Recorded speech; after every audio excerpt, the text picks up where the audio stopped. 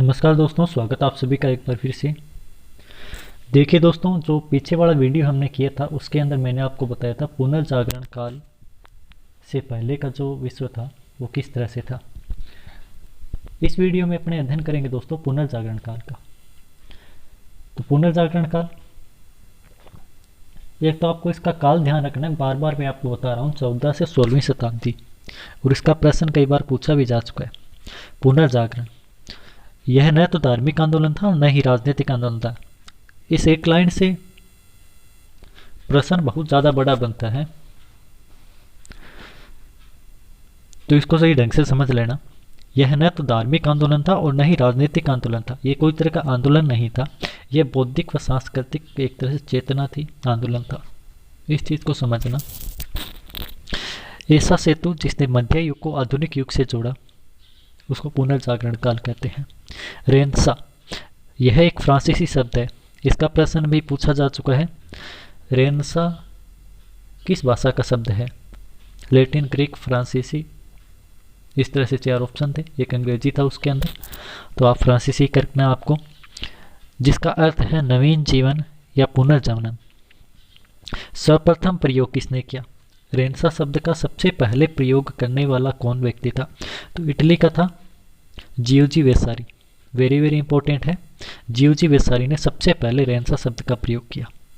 इनके अनुसार कला, साहित्य, विज्ञान व भौगोलिक क्षेत्र के अंदर जो परिवर्तन हुए वही पुनर्जागरण कहलाया।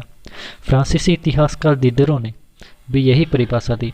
एक चीज ध्यान रखना दोस्तों, यदि आपसे पूछे कि रेनेसां शब्द का सबसे पहले प्रयोग किसने किया, तो आपको ये बताना है वेसारी ने, जो कि इटली का निवासी था, इसने रेनेसां शब्द का सबसे पहले प्रयोग किया। और ये किस क्षेत्र के अंदर किया गया था? मूर्तिकला के अंदर हुए परिवर्तन के अंदर इसने किया था।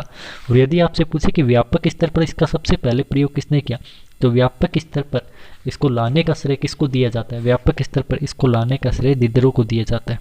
ये दोनों ही चीजें हैं, इंपॉर्टेंट है, दोनों ही चीजों को आपको ध्यान में रखना है। अच्छा, तो फ्रांसीसी इतिहासकार दिदरो ने भी यही परिभाषा दी है।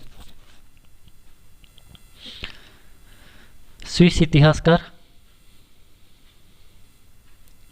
जिनका नाम था जेकब बुरकहर्ट, इनकी पुस्तक का नाम ध्यान रखना, जेकब बुरकहर्ट की रचना है सिविलाइजेशन ऑफ रेनेसां के प्रकाशन के बाद इस परिभाषा को मान्यता दी गई।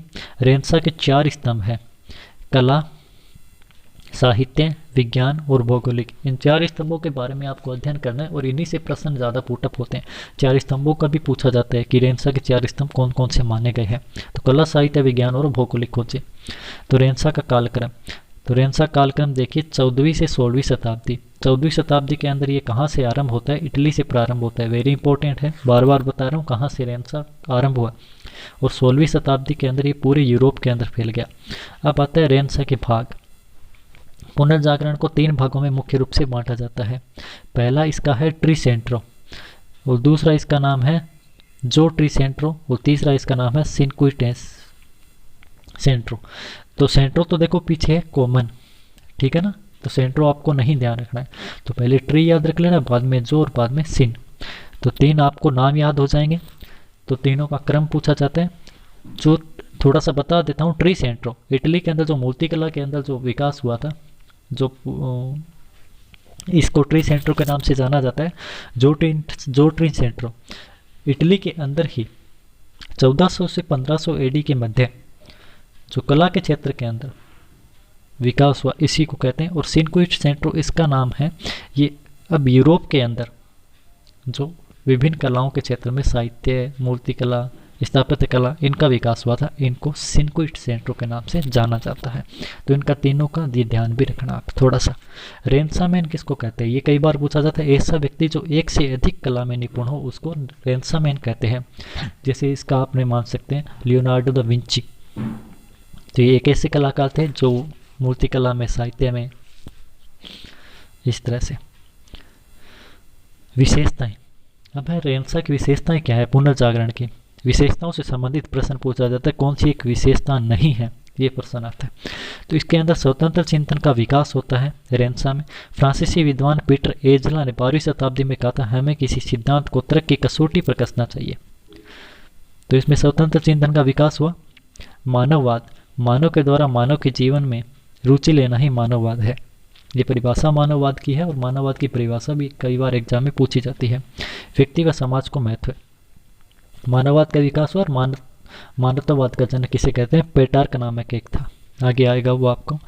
देशज भाषा का प्रयोग हुआ, ये वेरी इंपॉर्टेंट है। देशज भाषा मध्य युग में केवल ग्रीक व लैटिन भाषा के ही प्रयोग होता था, लेकिन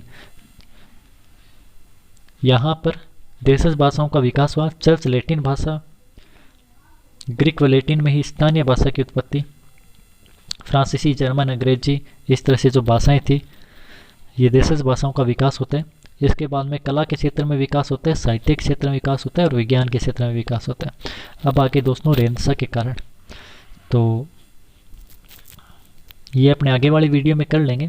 आज आपको पढ़ाया मैंने इस वीडियो के अंदर पुनर्जागरण, शब्द की उत्पत्ति, पुनर्जागरण किसने खोजा, पुनर्जागरण का काल क्या था, पुनर्जागरण के कितने भाग थे और पुनर्जागरण के कारण क्या थे। सॉरी, कारण तो मैं पहले ही बता चुका हूँ आपको, ये आपको मैंने बताया। पुनर्जागरण की विशेषताएं क्या थी, कारण तो पीछे वाली वीडियो में बता दी थी, तो विशेषताएं आपको बता दी है।